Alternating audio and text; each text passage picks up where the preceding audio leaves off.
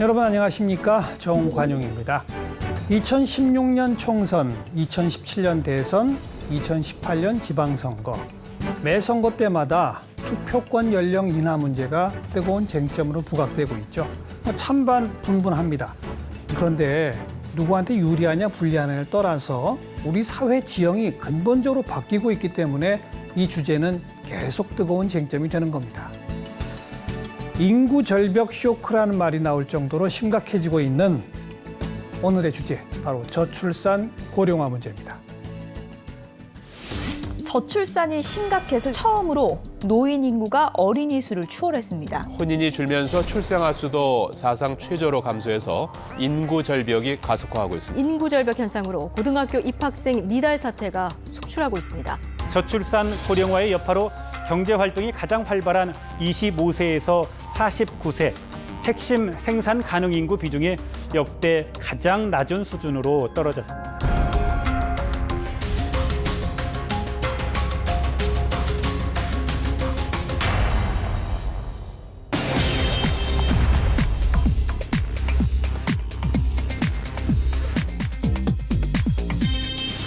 심각한 저출산 고령화 현상, 이제는 국가적 위기 사태다, 이런 용어까지 등장을 합니다. 자, 인구 문제가 우리 사회에 어떤 영향을 미치는지, 우리는 이 위기를 어떻게 극복해야 할지 오늘 아주대학교 사회학과 최진호 명예교수를 모셨습니다. 교수님 어서 오십시오. 예, 안녕하세요. 인구 절벽이란 단어 쓰잖아요. 예. 그게 개념적 정의가 뭡니까? 왜 절벽이란 단어를 씁니까? 해마다 태어나는 출생아가 다른데요. 어느 해는 많이 태어나다가 그다음에 이제 자꾸 줄어들면 어느 특정 시기가 되면 예를 들면 생산 가능 인구 이런 인구수가 갑자기 뚝 떨어지죠. 아, 절벽 절벽처럼. 예. 예. 지금 우리가 그런 인구 절벽 사태를 눈앞에 두고 있다. 그렇죠. 예. 이미 온 건 아니고. 예. 지금 아마 조만간에 한 2020년쯤까지 이제 아마 인구 절벽이 나타날 것 같습니다. 최근에 어떤 그 저출산 고령화 현상을 나타내는 어떤 추이라고 그럴까? 예. 조금 설명해 주시면. 한국은 지금 세계에서 제일 낮은 출산력을 보이는 국가입니다. 한 여자가 평생 몇 명의 아이를 낳는가를 이제 나타내는 게 합계 출산율인데요. 그렇죠. 이것이 지금 작년에 우리가 1.17이었습니다. 네. 1970년에는 한 해에 100만 명이 태어났는데 그때 합계 출산율은 4.5입니다. 4.5에서 근데 이제 급속도로 우리가 이게 이제 떨어졌기 때문에 1.17로. 1.7로. 근데 이제 더 심각한 건 금년 말 되면은 한 1.043 뭐 이렇게 떨어질 걸로 예측돼요. 굉장히 떨어지는 속도가 가파릅니다. 네. 남자는 아이를 못 낳으니까 사실은 여성이 2명은 낳아야 그렇죠. 유지가 되는데 그렇죠. 1.0이라면 절반밖에 안 낳는다. 그렇죠. 예. 아하. 게다가 이건 뭐 유럽 국가, 미국, 일본 다 겪은 일들이고 겪고 있는 일 아닙니까? 그렇습니다. 근데 우리는 유독 심각한 건 그 속도 때문이죠. 그렇죠. 그러니까 일본하고 유럽 국가들은 합계 출산율이 1.4는 됩니다. 우리보다 높네요. 높죠. 근데 우리는 2001년에 1.3으로 떨어져서 지금 계속 1.3 밑으로 되어 있습니다. 예. 그러니까 유럽이나 일본보다 굉장히 더 심각하죠. 그리고 그 속도도 빠르고요. 훨씬 빠르죠. 예. 여태까지는 아마 우리보다 고령사회, 초고령사회로 진입하는 그 기간이 아마 일본이 제일 빨랐을 거예요. 그렇죠. 근데 우리가 일본을 지금 추월하고 있다면서요. 그렇죠. 그러니까 이제 이 속도로 우리가 뭘 가지고 얘기하나 하면 노인 인구 비율이 7%, 14, 20%. 요 각각 몇 년 걸리냐 요걸 보거든요. 그렇죠. 예. 우리나라는 지금 2000년에 7%가 됐고 금년에 아마 14%가 돼서 불과 뭐 이게 한 17년 만에 그렇죠. 지금 이제 고령 사회로 되고요. 예. 초고령 사회라고 얘기하는 20%가 되는 시점을 한 2026년으로 봅니다. 그건 우리는 9년. 불과 9년 만에 되는 겁니다. 그러니까 네. 선진국들은 뭐 100년, 뭐 80년, 50년 이렇게 걸릴 걸 우리는 아주 최단시간 안에 고령화가 되는 거죠. 그래서 고령화의 속도도 지금 전 세계에서 제일 빠릅니다, 한국이. 뭐 이런 건 세계 1등 안 해도 좋은데. 그렇습니다. 그렇죠. 예. 자, 2016년에 인구주택 총조사한 결과 예. 함께 표를 좀 보고 조금 자세한 이야기 나누겠습니다. 예. 네. 지금 이제 2016년 바로 지난해를 보면요. 예. 유소년 인구, 0에서 14세까지의 인구보다 고령 인구, 65세 이상 인구가 더 많아요. 그렇죠. 2016년이 고령 인구가 유소년 인구를 초과한 첫 해가 되는 겁니다. 맞습니다. 네. 그리고 노령화 지수라고 하는 단어가 나왔는데 이건 어떻게 하는 겁니까? 노령화 지수를 어떻게 계산하는가 하면요. 0세, 4세 된 유소년 인구를 분모로 놓고 분자에다가 고령, 그러니까 65세 이상 고령 인구를 놔서 곱하기 100하는 겁니다. 네. 그러니까 상대적으로 유소년 인구에 비해서 노인 인구가 얼마나 많으냐 이거를 이제 보여주는 지표죠. 네. 그러니까 그동안에는 100 미만이었는데 2016년을 기점으로 해서 100을 넘는. 넘었습니다. 네. 저게 아주 상징적으로 보여주는 그렇죠. 거죠. 이 사회가 소위 고령 사회로 예, 예. 가고 있다라고 하는 걸. 예. 이처럼 고령화가 심각해진다라고 하면 결국 간단히 말해서 일할 사람이 줄어든다. 그렇죠. 그 자료도 함께 좀 보시겠습니다. 네, 이게 생산 가능 인구, 핵심 근로 인구 2030년, 64년 전망치가 뚝뚝 떨어집니다. 이거 좀 설명해 주세요. 예. 생산 가능 인구는 연령별로 15세부터 64세를 얘기하고요. 그중에서 이제 핵심 생산 가능 인구는 25세부터 49세를 가리킵니다. 예. 그러니까 이제 25세, 49세가 가장 활발하게 활동하는 시기다 그런 거고요. 표에서 보시면 2015년에 생산 가능 인구가 3,656만에서 계속 줄어들어서 2060년쯤 되면 2,186만 명으로 줄어듭니다. 네. 마찬가지로 핵심 생산 가능 인구도 1940에서 1070으로 줄어들죠. 그러니까 이 인구가 준다고 하는 의미는 이제 이 연령층이 활발하게 생산도 하고 또 소비의 주체도 되고. 그렇죠. 그래서 이 인구가 많아야 경제가 이제 활성화되고 이제 그럴 텐데 예. 이제 줄면 예. 아무래도 경제가 이제 활력을 잃고 침체되는 이런 이제 우려가 있죠. 그리고 뭐 지금까지는 매년 우리나라 인구가 그래도 조금씩이나마 늘고 있지 않습니까? 근데 지금 저 자료의 배경에는 네. 우리나라 인구 전체도 줄어들 것이라는 것이 또 전망이 돼 있죠. 예. 지금 통계청에서 예측하기로는 우리나라 전체 인구는 2030년쯤부터 줄어드는 걸로 되어 있는데 그거를 추계할 때 가정인 합계 출산율이 상당히 높게 잡았습니다. 아, 그래요? 1.2 얼마를 잡았는데 예. 지금 그 밑으로 되니까 더 빨라지겠군요. 더 빨라지죠. 아마 제 생각에는 2020년 초반쯤 되면 아마 전체 인구가 줄어들 가능성이 있습니다. 4, 5년 후부터. 그렇죠. 네. 추세를 이제 지켜봐야 되지만. 게다가 합계 출산율이 계속 그 수준에 머문다면 네. 이 전체 인구가 줄어드는 속도는 더 빨라질 것이고 그렇죠. 예. 논리적으로 말하면 몇백 년 안에 우리나라 없어지는 거 아닙니까? 근데 그건 이제 어느 학자가 추계했어요. 예. 만약에 이런 식으로 계속되면 한 600년, 700년 지나면 완전히 이제 대한민국은 지구상에서 사라지는 걸로 나와 있습니다. 그렇게 안 돼야겠죠. 그럼요. 이처럼 생산 가능 인구는 줄어들고 상대적으로 노령 인구는 늘어나고 예. 그러면 뭐 쉽게 말하면 한 집의 그 가게라고 치면 돈 벌어오는 사람은 없어지고 돈 써야 할 노인들은 많아지고 그럼요. 이거 아닙니까? 예. 그럼 당장 부담이 되는 게 복지 지출, 의료비 지출 뭐 어떻게 되는 겁니까 이거? 그렇죠. 예. 그러니까 이제 고령화가 이렇게 지금처럼 빨리 진행되면 2050년, 60년 되면 전체 노인 인구가 한 40%쯤 됩니다. 예. 그럼 이제 문제가 되는 게 당장 문제되는 게 이제 연금 문제되고 그다음에 세금 많이 늘어나야 되고 건강보험료 많이 늘어나야 되고요. 네. 이제 이런 부담들이 이제 문제가 되죠. 당연히 생산 가능 인구 줄어드니까 경제가 이제 활성화되지 못하고 침체에 빠지고 그러니까 잠재 성장률이 뭐 이제는 뭐 2%, 1% 계속 이제 줄어들 수밖에 없는 거죠. 예. 네. 과거처럼 집에 이제 노부모를 모시고 직접 봉양하고 뭐 그렇게는 아니라 하더라도 따로 산다 하더라도 그러나 어차피 세금을 통해서 연금을 통해서 보험료를 통해서 노인층에 대한 각종 혜택을 가야 되는데 그렇죠. 결국은 내가 우리 집에 우리 부모님 모시고 용돈 직접 안 드린다 하더라도 월급 통장에서 빠져나가는 세금과 보험료, 연금은 엄청나게 늘어날 수밖에 없다. 그렇죠. 그러니까 이제 우리가 추계해 보면 우리 다음 세대들은 우리가 이제 부담했던 것보다 연금도 한 배 정도 내야 되고 건강보험도 한 배 내야 되고 세금도 그만큼 더 많이 내야 우리 사회가 이 고령화된 사회를 유지할 수 있는 겁니다. 그러니까 우리 다음 세대의 부담이 굉장히 가중되는 거죠. 네, 네. 지금까지 쭉 말씀을 나눠보면 이 저출산 고령화라는 문제는 우리 사회가 지금 맞닥뜨리고 있는 예를 들면 뭐 북핵 문제다, 뭐 노사 관계 문제다.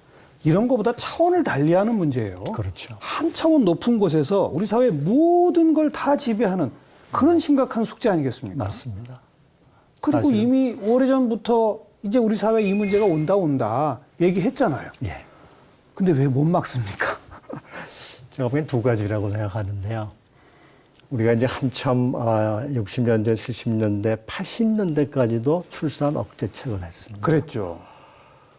그리고 90년대 되면 억제도 아니고 장려도 아니고 좀 애매한 기간이 있었습니다. 네. 이거 이제 장려해야 되겠다라고 이제 우리가 느낀 게 2000년 들어와서요. 그렇죠. 그러니까 사실은 우리가 조금 좀 일찍 정책적으로 대응했으면 조금 낫었을 텐데, 그러니까 아까 말씀하신 대로 대체 출산 수준이라고 하는 2.1, 합계 출산 2.1이 된 시점이 1983년입니다. 이미. 예. 그러니까 그때부터 이거 이렇게 하면은 인구가 줄겠구나, 여러 문제가 생겼구나 하고 사실은 한 80년대 후반부터 우리가 대처를 해야 되는데 네. 그게 조금 늦었습니다.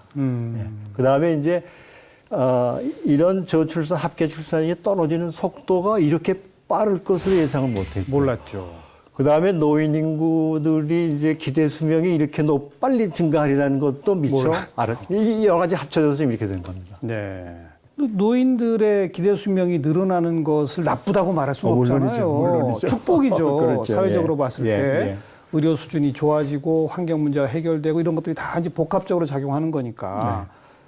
그러면 결국 이 문제의 해결이라고 하는 것은 저출산을 줄이는, 즉 출산율을 높이는 그렇죠. 이제 이렇게 해야 하는데 교수님 표현하신 것처럼 80년대 중후반 이후 예측치부터가 좀 잘못됐다. 저는 거기에 아주 중요하게 영향을 미친 게 IMF 사태라고 보거든요. 예. IMF 이전까지만 해도 우리나라 경제가 그나마 전체 파이가 커지는 과정에 있었다면 IMF를 기점으로 전체 파이가 별로 안 커지는 사회로 맞습니다. 변화하면서 네. 예상치 못하게 출산율이 더 급격히 하락하는 것. 맞습니다. 다시 말해서 출산율은 경제 성장, 사회 전체의 어떤 뭐 여러 요인이 복합적으로 작용하잖아요. 그걸 좀 풀어주세요. 보통 우리가 저출산을 얘기할 때 합계 출산율이 1.5 미만을 우리가 저출산 그러고 예. 합계 출산율 1.3 미만을 초저출산 그럽니다. 네. 지금 IMF 말씀하셨지만 IMF가 97년이고 우리나라에서 1.5 미만으로 떨어진 게 98년입니다. 바로 그때군요. 불과 3년 뒤에 1.3 초저출산으로 떨어지니까 보통은 꽤 오래 갑니다. 그렇죠. 그러니까 아주 급격히 떨어졌습니다. 네. 그러니까 전체적인 이제 경제적인 영향이 크겠죠. 그리고 지금도 IMF를 완전히 극복했다고 못할 만큼 우리의 경제 활력은 되살아나고 있지 못합니다. 네. 그럼 결국은 이 현상이 지속될 수밖에 없는 거 아니겠어요? 그렇죠.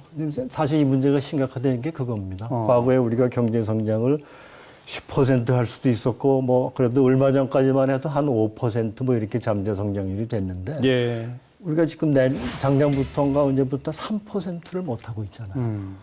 그러니까 아마 제가 보기에는 세계 경제가 좀 좋아지면 모를까 지금 같은 상황이면 우리 같은 이런 인구 변화를 겪고 있으면 아마 이제 3% 하기도 참 어려워 보여요. 오히려 이제 계속해서 떨어지죠. 네. 어떤 예측 보면 한 2030년쯤 되면 우리 잠재 성장률이 0%가 될 수도 있다 이렇게 얘기합니다. 네. 그러면 결과적으로 국민들의 생활 수준은 이제 더 이상 높아질 수가 없고 아마 1인당 소득이 한 3만 불까지는 가겠죠. 근데 그 다음부터 이제 어떻게 될는지는 이제 우리가 두고 봐야 될 겁니다. 굉장히 심각합니다. 바로 이거. 그건 악순환인 겁니다. 그렇죠. 경제 성장률이 뚝 떨어지면서 출산율이 급격히 하락했는데 이제는 출산율이 하락하니까 성장률을 높일 잠재력이 없어져 버리는. 맞습니다. 이렇게 악순환되는 겁니다. 예. 서로 상호작용을 해서 나빠지는 쪽으로. 맞습니다. 네. 우리가 지금 이제 경제 상황, 경제 성장률 얘기했고 동시에 우리는 또 교육 문제, 예. 주거 문제, 예. 뭐 이거 다 영향을 미치죠. 그럼요. 그러니까 이 문제가 사실은 우리가 2006년부터 이제 5년 단위로 이제 정부가 계획을 폈지 않습니까? 지난해까지 한 11년 동안 정부가 쏟아놓은 돈이 한 100조입니다. 네. 근데 오히려 출산율은 높아지지는 않고 오히려 거꾸로 내려갑니다. 그래요. 그러니까 이 문제가 이제 해결이 힘든 거는 지금 말씀하신 대로 고용, 일자리 만들어줘야 되고 교육개혁, 여러 가지가 아주 복합적으로 지금 맞물려 있기 때문에 네. 구조적인 개혁이 일어나지 않으면 굉장히 해결이 힘든 그런 문제입니다. 그래서 우리가 지금 이 문제의 해결이 어렵다고 하는 겁니다. 예. 우리가 선진국에서 좀 배울 수 있는 건 없나요? 우리가 지금 예를 들면 육아휴직 제도가 육아휴직. 있습니다. 그런데 이제 제도는 있는데 아마 공공기관, 공기업이나 공공부문에서 일하는 사람들은 이걸 좀 마음 놓고 쓸 수 있는데 사기업 중에서도 좀 중소기업 같은 데는 눈치가 봐서 그걸 잘 못 씁니다. 네. 기업 문화가 이제 안 돼. 분위기가 이제 문화가 달라져야 되고요. 그 다음에 이제 육아휴직을 했을 때 1년 동안 혹은 2년 동안 받는 급여가 자기가 받는 급여의 한 40%밖에 안 됩니다. 그러니까 이거를 좀 선진국 같으면 뭐 60% 심지어 80%까지 주거든요. 그러니까 그걸 실질적으로 좀 혜택이 돌아가게끔 뭐 이런 것들이 이제 우리가 선진국에서 배울 점이고요. 그 다음에 이제 육아휴직도 우리는 그냥 피지컬 이어로 1년 그러는데 예. 스웨덴 같은 데는 어떻게 하냐면 480일을 아이가 뭐 몇 살 될 때까지 그냥 쭉 나눠 쓸 수 있어요. 나눠서 쓴다. 그러니까 아주 효율적인, 심지어는 하루가 아니라 반일, 난 반일 쓰겠다. 뭐 이렇게도 합니다. 예. 그러니까 엄마들이 아이 키우면서 필요할 때 언제든지 일하면서 또 필요하면 내일 하루나 뭐 이렇게 할 수 있는데 아직까지 우리는 이제 그런 측면에서 보면 기업 문화들이 거기까지는 안 가야죠. 싫어하잖아요. 갑자기 내일 하루나 오겠다. 그러게 말이에요. 예. 제 기억에 이 유럽 국가들이 출산율이 상당히 떨어졌다가 다시 이렇게 올라가는 추세 아닙니까? 예. 우리가 거기서 좀 많이 배워야 될 것 같아요. 지금 이제 우리가 많이 이제 참고하는 나라가 스웨덴인데요. 그러니까 스웨덴은 합계 출산율이 한 1.5쯤 떨어질 무렵에 어이쿠 이거 안 되겠다 해서 상당히 정부가 노력을 해서 지금은 거의 한 1.9 이렇게까지 올라가 있습니다. 그러니까 사실은 유럽의 정책은 이게 인구 정책이라고 보면 가족 정책이라고 하는 상당히 포괄적으로 네. 여러 가지 혜택들을 줬습니다. 네. 근데 우리는 초반부터 복지 쪽에 너무 우리가 치중을 해서 지금 이제 조금 우리가 이제 정책의 방향을 좀 바꿔야 할 것 같습니다. 근데 그 말씀은 또 약간 말을 바꿔서 말하면 예. 스웨덴이나 그런 국가들은 이미 출산율이 이렇게 떨어지기 전에 했죠. 예. 복지 시스템이 이제 어느 정도 갖춰져 있으니까 그 상태에서 출산율이 떨어지니까 아이고 가족제도 내지는 가족 지원 정책을 집중적으로 펼 수가 있는 맞습니다. 것이고 네. 우리는 아직 복지도 안 갖춰져 있기 때문에 이제 기반이 다른 거 아닐까요? 물론이죠. 예. 네. 우리는 지금 뭐 거기는 1.5 밑으로 내려가지는 않았는데 우리는 뭐 상당히 지금 떨어져 있고요. 여러 가지 이제 여건이나 이런 것들이 다르긴 하죠. 예. 심지어 어떤 분들은 이런 얘기 하더라고요. 프랑스 같은 나라들은 결혼하지 않고 동거해서 아이를 낳거나 해도 모든 법적 권리를 똑같이 해주는. 맞습니다. 예. 이런 것도 좀 우리가 유연하게 받아들여야 될 거 아니냐. 유럽의 많은 국가들이 태어나는 아이들을 보면 결혼해서 태어나는 아이들보다 동거한 부부에서 태어난 아이들이 더 높습니다. 더 많아요. 프랑스 같은. 유럽에서는 그런 문화가 있기 때문에 가능하지만 예. 우리는 아마 유교 문화가 있어서 조금 좀 시간이 걸리지 않을까. 그래도 동등한 법적 권리를 부여하는 식의 제도 개혁을 해놓으면 사회가 조금 더 빨리 그런 걸 받아들이게 되는 그런 영향도 있지 않겠습니까? 물론이죠. 예. 예. 제가 보기에는 제일 중요한 건 일자리죠. 일자리. 결국은 왜 청년들이 결혼을 자꾸 늦추고 있나? 직장이 안정되지 않았기 때문에 문제가 발생하는 거고. 두 번째가 이제 우리나라 주택값이 비싸니까 신혼부부들이 쉽게 결혼해서 살 수 있는 그런 주택을 공급하는 거 네. 필요하고요. 그 다음에 이제 아이들 키우는데 돈이 너무 많이 드니까. 그렇죠. 그게 이제 사교육이고. 사교육비. 네. 그러니까 사실은 일자리 문제 해결하는 것도 쉽지 않고 교육 개혁하는 것도 쉽지 않고 네. 아마 그나마 우리가 정부가 마음만 먹으면 재정 가지고 좀 할 수 있는 게 이제 신혼부부 주택 같은 건 좀 할 수 있겠죠. 그러니까 이게 해결이 참 어렵다고 하는 게 근본적인 이다 맞물려서 구조적으로 해결하지 않으면 어렵기 때문에 그래서 이제 힘든 겁니다. 사실. 그래도 우리가 목표점은 정해놔야죠. 물론이죠. 제가 볼 때는 그 목표점이 딱 세 가지인 것 같아요. 세 가지 영역. 주거, 교육, 의료. 이 세 가지는 돈 안 든다. 주거에 돈 안 들고 교육에 돈 안 들고 의료에 돈 안 든다라고 하면요. 사실은 수입이 적어도 되잖아요. 그러면 소위 양질의 일자리가 아니라 저소득의 일자리를 많이 만들어도 되는 거 아닙니까? 근데 이런 문제가 있습니다. 우리 또래 사람들이 어떻게 뭐라고 얘기하냐면 우리 때는 단칸방에서 시작해도 행복하게 생활을 했는데 너희들은 뭐 신혼부부들이 갑자기 뭐 하여튼 결혼하자마자 무슨 번듯한 아파트. 근데 사실은 이게 다른 게요. 기대 수준이 다르다. 그렇죠. 저희 때는 어려운 걸 경험했으니까 단칸방도 참 감사하게 생각하고 시작했는데 요즘 아이들은 부모 밑에서 아주 편안하게 살다가 갑자기 결혼해서 독립하면 이게 이제 생활 수준이 뚝 떨어지니까. 이게 낮은 데서 올라가는 건 괜찮은데 높다가 낮춰지려면 굉장히 힘들죠. 그러니까 지금 결혼을 왜 자꾸 늦추고 있나 하면 확실하게 직장이 보장되고 소득이 보장되면 그때 결혼하겠다 그러는데 이게 이제 지금 우리가 뭐 일자리를 그렇게 다 마련하지 못하고 그러니까 자꾸 이 젊은이들이 늦출 수밖에 없죠. 어떤 분이 그러더라고요. 우리 한민족의 반만년 역사 중에 우리 자식 세대가 부모 세대보다 더 못 살기는 이번이 처음이다. 맞죠? 맞죠. 예. 그동안에 우리는 계속 성장해왔죠. 그러니까 당연히 미래는 앞으로는 지금보다 훨씬 나을 것이다라고 하는 우리 경험도 있고 그렇게 생각을 하는데 젊은이들이 생각해 보기에 내가 지금 아버지 밑에서 누르는 이 생활 수준을 내가 20, 30년 뒤에 할 수 있을까 누릴 수 있을까 생각해 보면 이 전망이 이게 박지 않기 때문에 자꾸 결혼을 늦출 수가 없죠. 정말 복합적입니다. 그렇죠. 때문에 뾰족한 수가 없고 모든 수를 다 써야 되는 그런 숙제가 되겠군요. 맞습니다. 중앙선거관리위원회 홈페이지에서는 유권자 여러분들의 소중한 의견 기다립니다.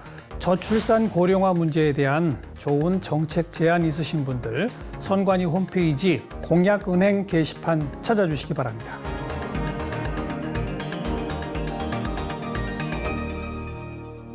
자, 우리 시청자, 유권자분들은 이 저출산 고령화, 인구 문제에 대해서 또 어떤 궁금증 갖고 있는지 몇 분 만나봤습니다. 한번 들어보시죠.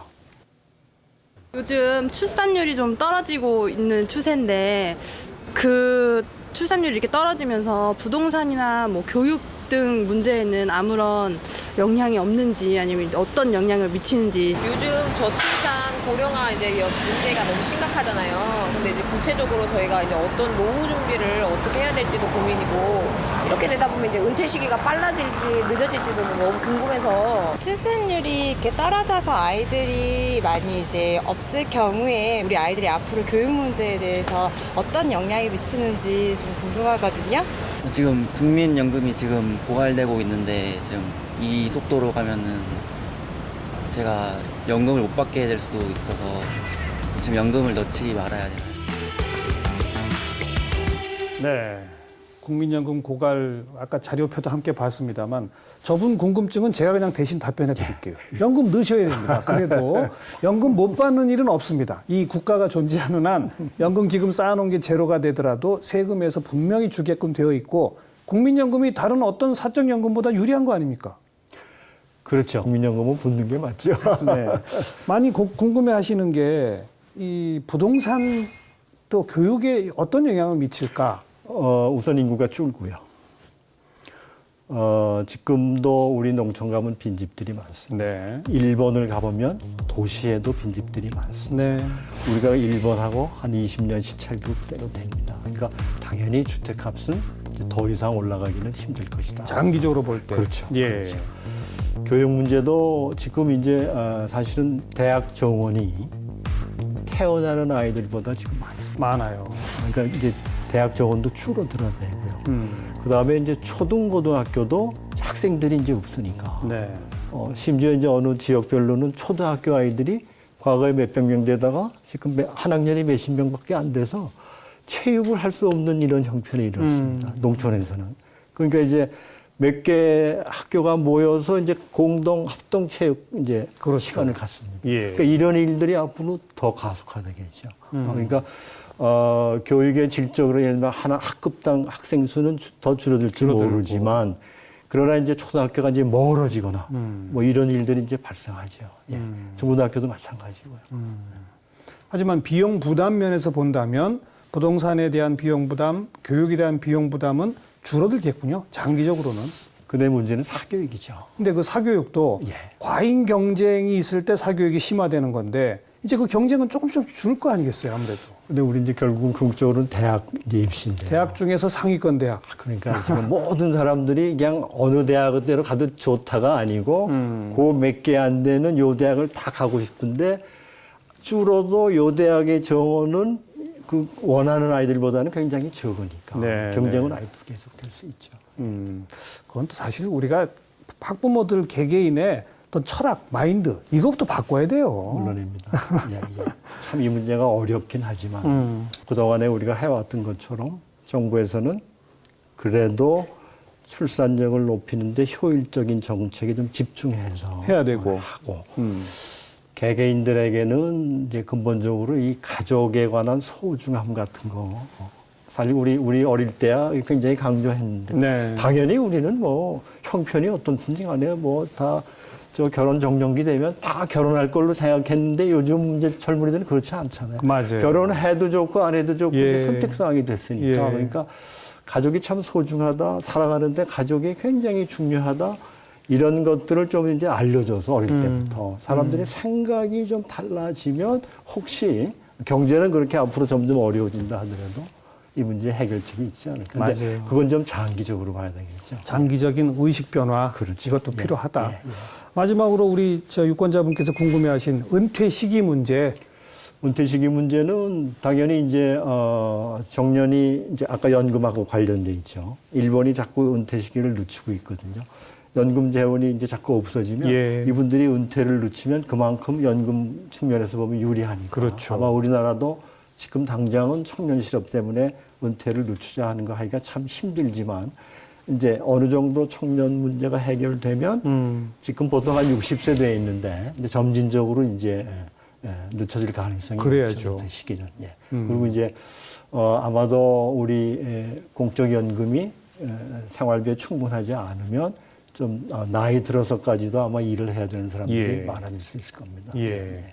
그리고 이제는 노년층이 돼도 건강 상태가 좋으니까 그렇죠. 일하는 게 좋은 거 아닙니까? 물론이죠. 그리고 지금 우리 아마 기대 수명이 남자들이 한 80세, 여자들이 한 85, 6세 예. 자꾸 늘어나거든요. 예, 예. 한 90세까지 산다고 보면 사실 60세에 은퇴하고 30년을 아무것도 안 한다는 거는 조금 그렇죠. 맞아요. 그게 아마 은퇴 시기도 늦춰질 뿐만 아니라 꼭 소득을 보고 하는 일이 아니더라도 뭔가 이제 활동들은 계속 아마 해야 될 것 같습니다. 네. 그게 또 그렇게 일해야 건강도 안 해쳐요. 그렇죠. 예, 그렇죠. 그래야 예. 국가적인 부담도 줄어드는 것이고. 물론입니다. 네. 네. 참 국가적 위기 상태라고까지 불리어지는 너무나 심각하고 큰 문제인데요.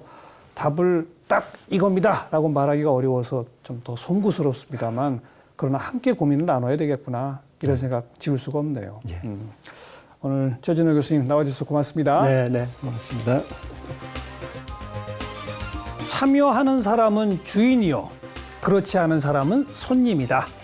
도산 안창호 선생의 말씀입니다. 단 한 표의 권리 행사로 내가 주인이 될 수도 있고 손님이 될 수도 있는데 여러분은 누가 되시겠습니까? 네, 오늘 여기까지입니다. 안녕히 계십시오.